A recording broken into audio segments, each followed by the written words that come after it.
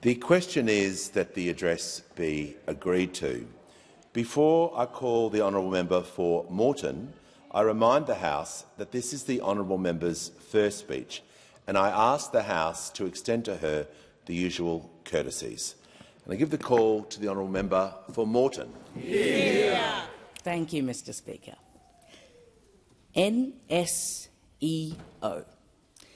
That was the reason my grandfather was given when he was rejected by the RAAF at the beginning of World War II. It stands for not substantially of European origin, and he was a Chinese Australian.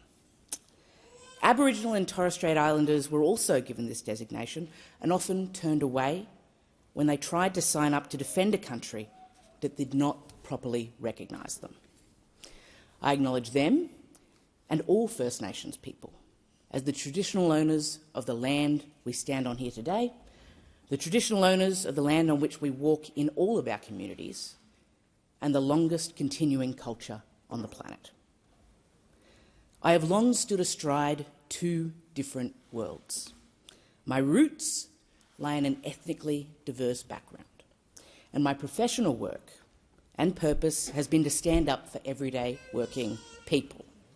Hey, babe.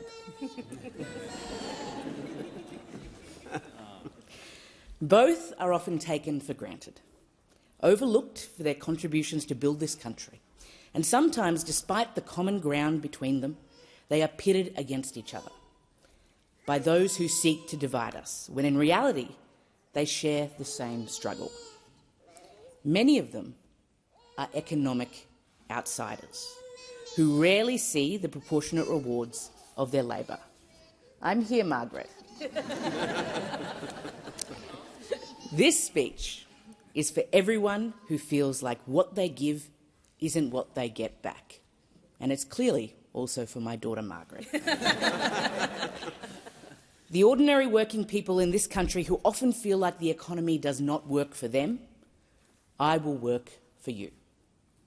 Whether it's Indigenous Australians who have an unbroken lineage in this country stretching back tens of thousands of years, or people like my gungung, Harry Hoipang Mu, who was born here but was a Chinese Australian, many of the country's institutions in a time not very long ago simply were not welcoming of anyone who didn't fit the mould.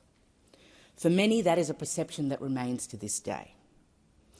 As an Australian with a Chinese and Canadian heritage, I am the first person of colour and the first woman to be Labor State Secretary in Queensland. I am an outsider who decided to take on politics and institutions. I am now incredibly proud to be the first person of colour and the first woman to be the member for Moreton. The opportunity to bring my experience formed over many generations to positions of influence is emblematic of the Australian Labor Party.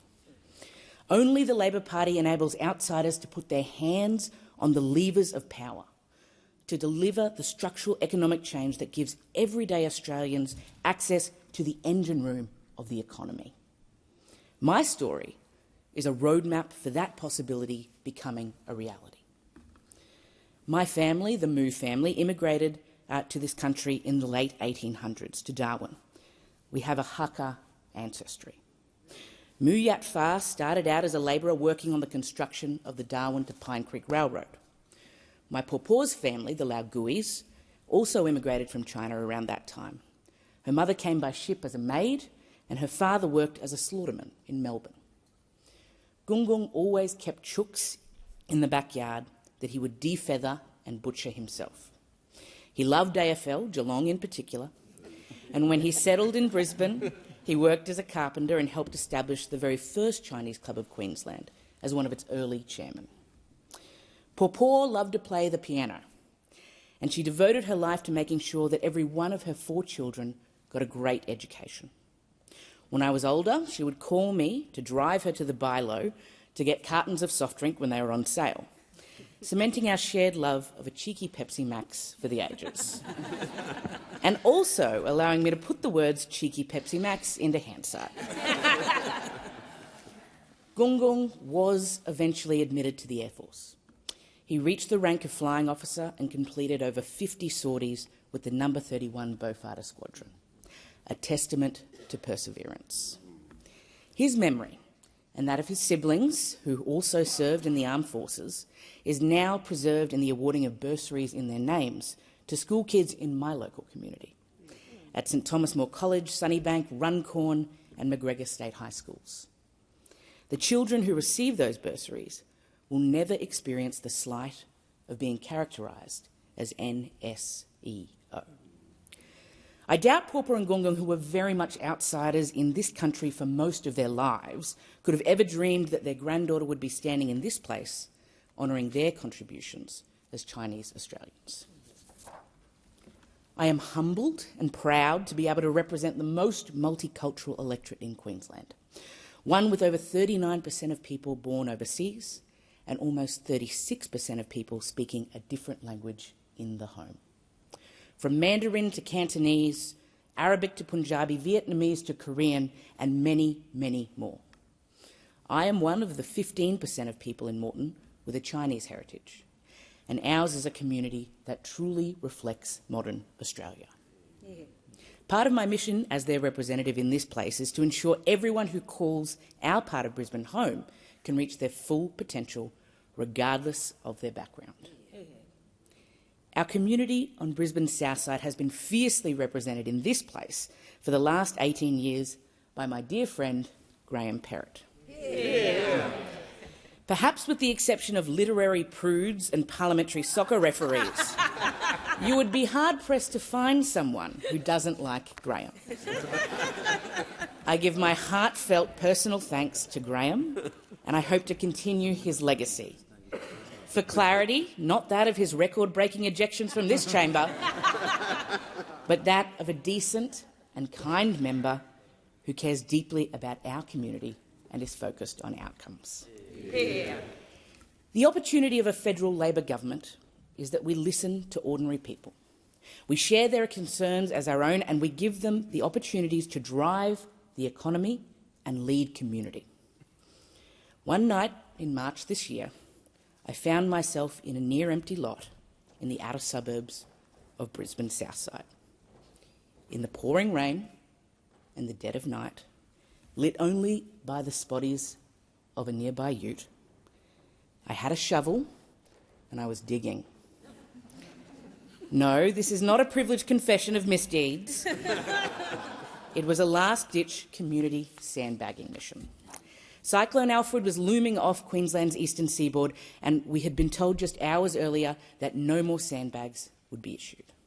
So with more than 30 tonnes of donated sand, over 1,000 donated bags and the help of a late call-up of the Yeronga Devils AFL Club, a spontaneous community-led sandbagging operation began to help those whose homes needed protection. This story is not unique. Quite the opposite, in fact.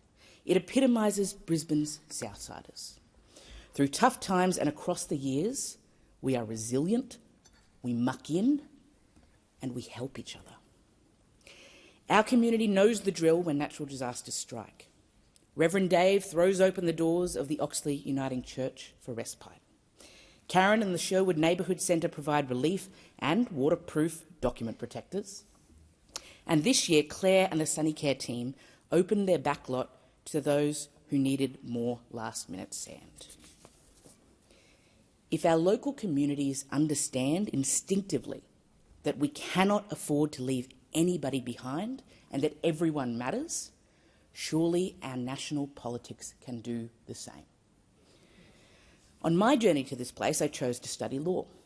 Unfortunately, it was on the short list of professions that met with my Chinese mother's approval. I cut my teeth standing up for boilermakers, vehicle builders, printers, sheet metal workers and fitters and turners. And I learnt a few things representing those working in the manufacturing industry.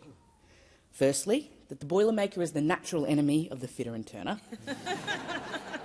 Secondly, that we must be a country that makes things. Thirdly, that the contribution of working people to the economic story of this country is immeasurable and often overlooked. In 2017, I was driving up the Bruce Highway. On this occasion, my destination was the last bastion of the rail industry in our state, the old Walkers facility.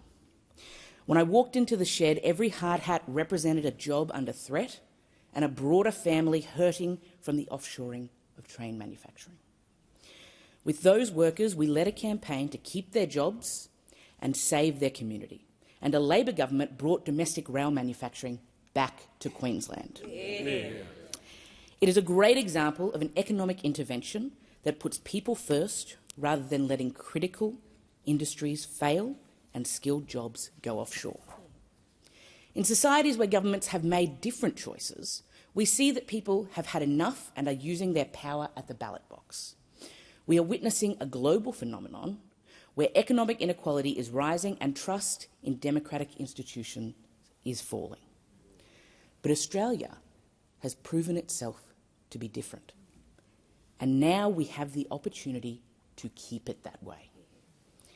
The people I now represent, like Maria, a teacher aide from Acacia Ridge, Brian, a blind cleaning company scheduler living in Annerley, or Ryan, an apprentice plumber in Salisbury, are the people who actually create the goods and provide the services that keep our economy moving. Too often, they are denied the benefits of their own labour. Everyday workers have been asked repeatedly to bear the brunt of economic reforms in the national interest. The only times those reforms have succeeded are the laudable occasions when Labor governments have made sure that workers share in the benefits of reform by design and not as an afterthought. I am proud that this government has decided to tackle the economic reform challenge head-on and with a burning ambition to make sure that in any reform, working Australians are deliberate beneficiaries and not unexpected casualties. My dad is here today. Last December, Dad was diagnosed with non-Hodgkin's lymphoma, and after months of chemo was given the all-clear just in time to make it to my local campaign launch. My dad's a pretty stoic guy, but like so many other families who face health challenges, it is a reminder of how lucky we are to be in this country and how important, well-funded, accessible healthcare is. My mum is here too. When I was a little girl, there was a red hardback book on the shelf. It was totally off limits and I wasn't allowed to touch it. I found out its title later, A Review of the Promotional Hopes and Aspirations of Women in Queensland Primary Schools. It was my mother's thesis. It was a time when the vast majority of teachers were women, but most school principals were men. Women were the outsiders in our education systems, even though they were doing most of the work. Her central hypothesis was that while there were plenty of well-intentioned programs designed to support women into leadership roles, none of them had the teeth to actually make a difference. I think of this not as a lesson in affirmative action or women's participation, although those are both incredibly important, but as instructive on the need for teeth and guts to get things done. Talk without action is the natural enemy of progress, and the hard bit of reform is doing the work to bring people with you. This is what Labor does. As an aside, my dad's thesis sat next to that book, but frankly, I couldn't find a relevant life lesson linked to a comparative study of adult sexual behaviour and larval ecology of 3 commercially important pecunid crabs from the Moreton Bay region of Queensland, Australia. Surely. Sorry, Dad. But thanks for the opportunity to put important pecunid crabs into Hansard. My partner Mark and I moved to Acacia Ridge because we knew that Brisbane Southside was a great place to raise a family. We welcomed our beautiful daughter Margaret in 2023 and now live in Corinda doing just that. Mark is my best friend. He is one of the best humans I know. His favour is famously hard to earn, but I have come to know his stoicism is a function of only saying what deserves to be said, a lesson many in politics could heed. He is the Barbara Hershey to my Bette Midler and the bogey to my locomotive. That's one reference for each of us, and I'll let you decide which is which. Also, thanks for the opportunity to put Bette Midler into Hansard. During the campaign, Mark was and always has been a practical supporter. Clothes laundered, dinner cooked and grounding advice at the ready. Conversely, I would describe Margaret's approach as loving, but deeply indifferent, as we have seen today. Regardless of the good or bad of the day, I was greeted with a cuddle delivered without judgment. And in politics, there is something very comforting about knowing that my mere presence in her eyes is enough. Thank you to both of you. To those with the largest non-refundable investment in my success, Mum and Dad, thank you. To the cooker of many thousands of sausages, my brother John, thank you. To the chief Margaret wranglers and givers of countless hours of support, my mother-in-law Jenny and her partner Owen, thank you. To those who taught me about finances through cattle auctions and sixpence stories, my dearly departed grandparents, Clarice and Jack Campbell, and to all of my extended family that supported me, thank you. To my hard-working campaign volunteers led by the bedrock of Southside Labor, Sasha Marin, thank you. To those who door-knocked in the blazing Queensland summer, hit the phones night after night, stood beside roadsides with pictures of my face and forced my participation in many a social media trend. Angus, Seth, Kane, Caleb, Lenny, Sebastian, Rudolph, Matt, Tom, Leslie and Marg, Cash, Martha, the Satillys, the Gibson Hayes, the Cunninghams, the Elveries, Uncle Jeff, Carly, Claire, John, Jane, Emma, Jen, Kylie and Sandy, thank you. To the world's best MC, Lewis Lee, thank you. To the often unsung Labor campaign directors, my friends, Paul Erickson, Katie Flanders, and the newest Senator for WA, Ellie Whittaker, thank you. To my union, the AMWU, and its Queensland leadership, the perpetually supportive parental figures, Rowan Webb and Anne-Marie Allen, thank you. To the trade union movement, particularly Sally Gunner and the CPSU, Wendy Streets and the FSU, Peter Allen and the RTBU, Matty Journo and the Medes, Gary Bullock and the UWU, Alex Scott and Together, Peter Ong and the ETU, and Josh Milroy and the TWU, thank you.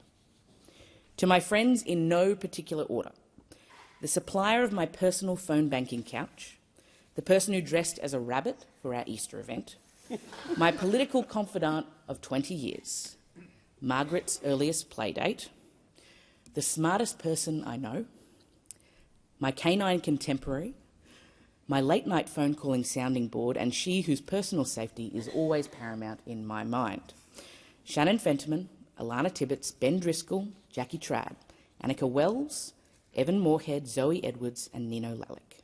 Thank you. I'll let you decide who is who.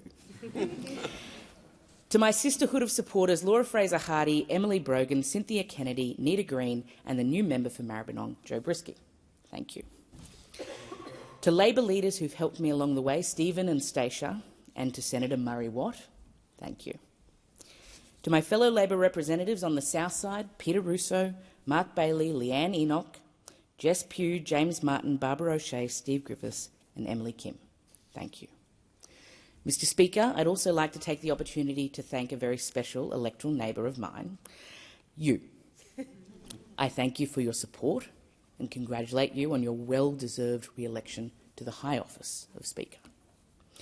Most importantly, to the richly diverse, fiercely resilient and extraordinary people of Moreton, I am excited to work with and for you every day. For your support and trust, thank you. Lastly, I'd like to thank the Prime Minister. My apologies for your unceremonious mobbing when we visited Sunnybanks Market Square during the campaign.